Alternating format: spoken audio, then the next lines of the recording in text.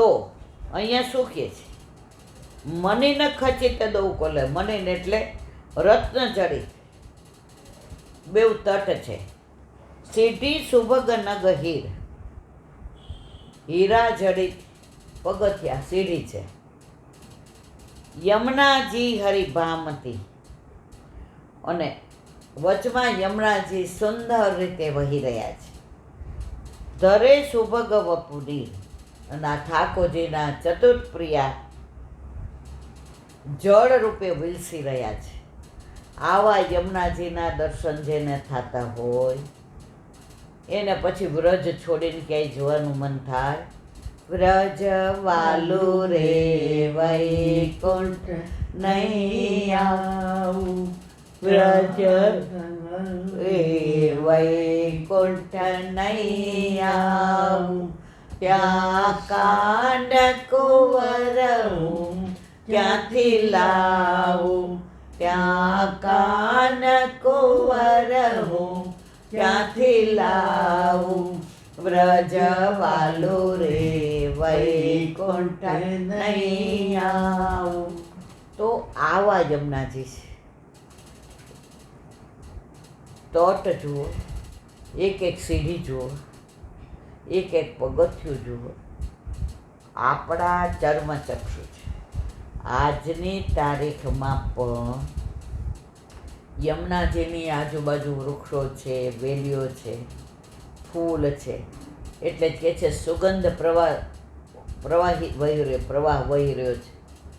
ઓલું છે ને એક ધોળ છે,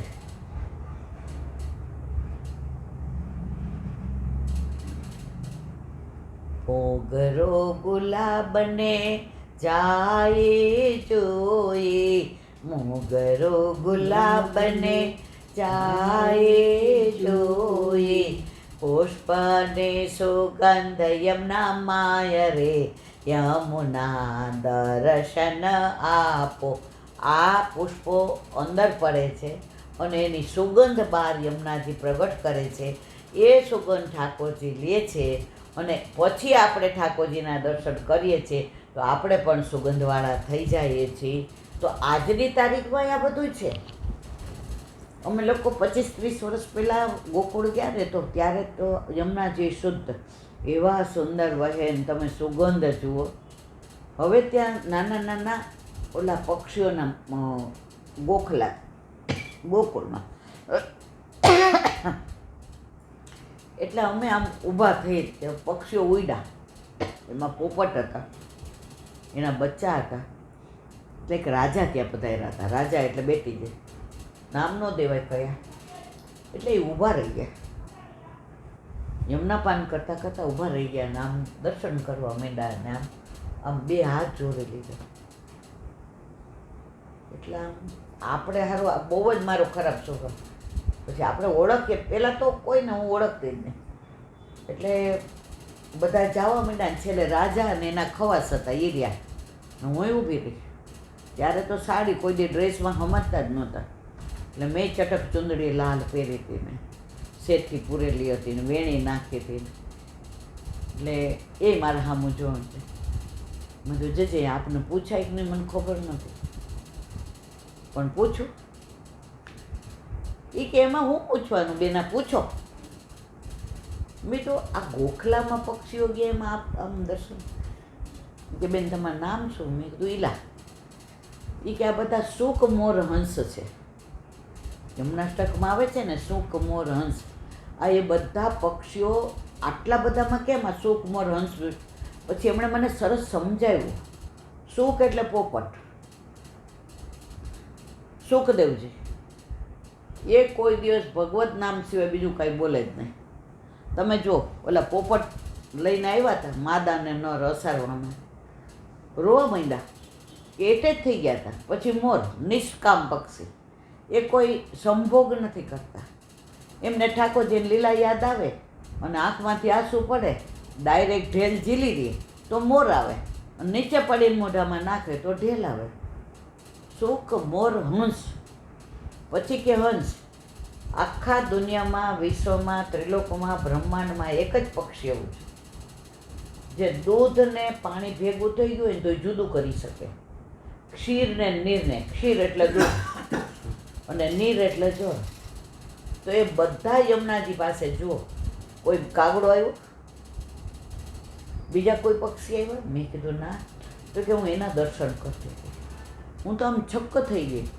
મેં તો વલ્લભકુળની સાથે પાસે હોઈએ ને તો આપણને જાણવા ઘણું મળે. પછી એમણે જળ લીધું એટલે મને કે લ્યો તમે, મેં જે આપ આપો ને. એમણે મારા હાથમાં દીધું અને મેં લીધું. જે મેં આનંદ કર્યો. પછી મંદે મંદે મુસ્કાયા. હવે ત્યારે તો 30 વર્ષ પહેલાં આપણે 35-40 ન હોય એટલે 2 પગથિયા દોડતા ગયા. અને રાજાની ઉંમર થોડી હશે એટલે રાજા ધીમે ધીમે, ત્યારે આવા સરસ પગથિયા નહોતા. ત્યારે છે ને આમ ઉબડ ખાબડ ને,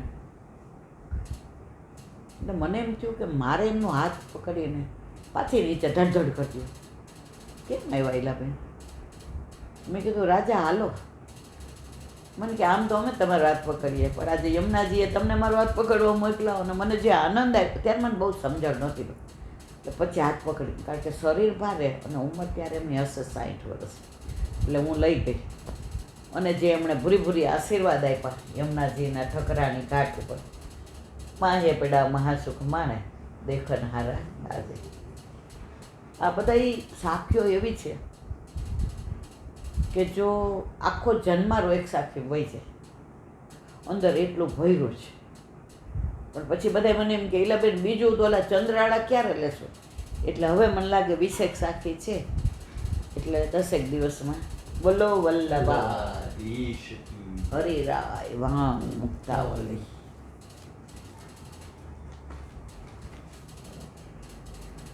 નવમું પુષ્ટિ માર્ગીય સ્વરૂપ નિરૂપણ હરિરાય મહાપ્રભુજી. અથ શ્રી વલ્ભાચરણાભ્યજ પ્રસાદમ ક્રિયતે પુષ્ટિ માર્ગીય પ્રાપ્ય રૂપ વિનિમય. ગુજરાત. શ્રી વલ્ભાચાર્યજીના ચરણ કમળની કૃપાએ કરી. જો હરિરાયજી હોય, ગુસાઈજી હોય, વલ્ભાચાર્યજીના ચરણ કમળની કૃપાએ કરે.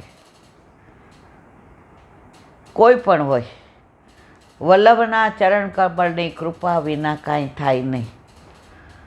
જો એમનું કુળ પણ આવું કહેતું હોય તો આપણે એક જ, વલ્લભ થકી પડે સર્વ સેલો. વલ્લભના ચરણારવિંદનો દ્રઢ આશ્રય. અને ખરેખર જીવનમાં જ્યારથી વલ્લભના ચરણારવિંદનો આશ્રય દ્રઢ કર્યો છે ને, પછી બીજા કોઈના ચરણ પકડવા નથી પડતા, બીજા કોઈના પગે પડવું નથી પડતું, બીજા કોઈને પગે લાગવું નથી પડતું. કાંઈ એવું થાય ને એમ થાય હવે ભરાયા, પણ એ આંટી એવી ઉકેલી દે કે ક્યાંય આપણે કોઈને કહેવું પડતું નથી. ઠાકોરજી નહોતા ને ત્યારે ઘણીવાર ઓફિસમાં એવા પ્રોબ્લેમ થાય, ઘણીવાર ક્યાંક એવા ભરાઈ જાય તો ઓળખાણ ગોતતા. કોઈ મોટું માથું આમાં ઓળખાણવાળું હોય ને તો મેળ પડે. હવે બધા મોટા માથાનો બાપ આપણા ઘરમાં આવી ગયો એટલે હવે કોઈને આમ મન જ એટલું સરસ થઈ ગયું છે. આ મને દાખલ કરી હવે આઈસીયુમાં, એટલે મને જ પોતાને એમ થતું હતું આ ચારે બાજુ મશીનો ને ઓ બાપા, દરેક મારી નસમાં ઓલા બાટલા ને ગળામાં પેલા બધું લગાડેલું ને. મેં કીધું હવે આ વલ્લભને પછી તારે કયા ડૉક્ટરને કઈ ઓળખાણ બેને જોઈએ છે? વલ્લભ શ્રીમદ વલ્લભ.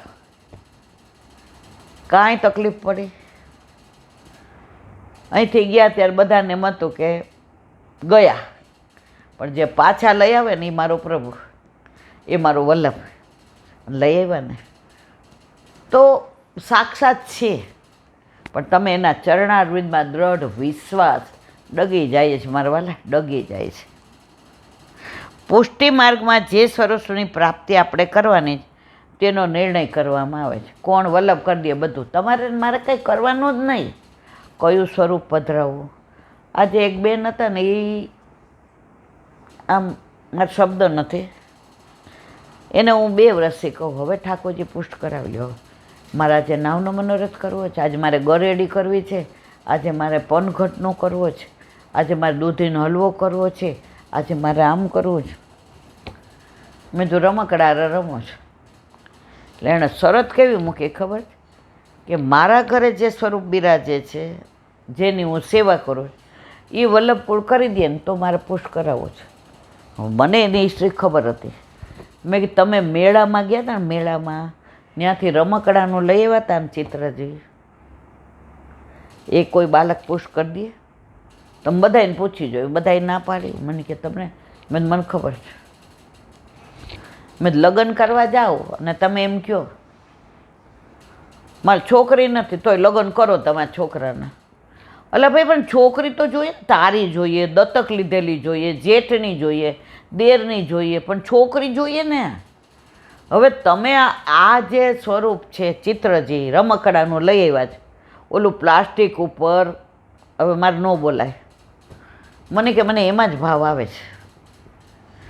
મેં કીધું તમે આપણે નાના છોકરા હોય ને, ઓલા ઘોડિયામાં સૂતા હોય ને, તો પછી એને હૂંફ માટે ડેડી બેર આપીએ કે લે હે રમ, તો એને સાચું માને રમવા માંડે. મોટું થાય ને એટલે ઘા કરે, આ નહીં. પછી આપણે એને ત્યાં રમવું પડે. પછી આપણે કહેવું પડે લાલા આ દડો નાખ, લાલા આમ કર, કાં ઓલું ડેડી બેર ક્યાં ગયું? તો તમારી પાસે ડેડી બેર છે એટલે એ કોઈ ક્યારેય પુષ્ટ નહીં કરે. પછી બહાર આવ્યા, મને કે ક્યાંથી લઈ આવું? મેં જો સ્વરૂપ ગમે ત્યાંથી લઈ આવો.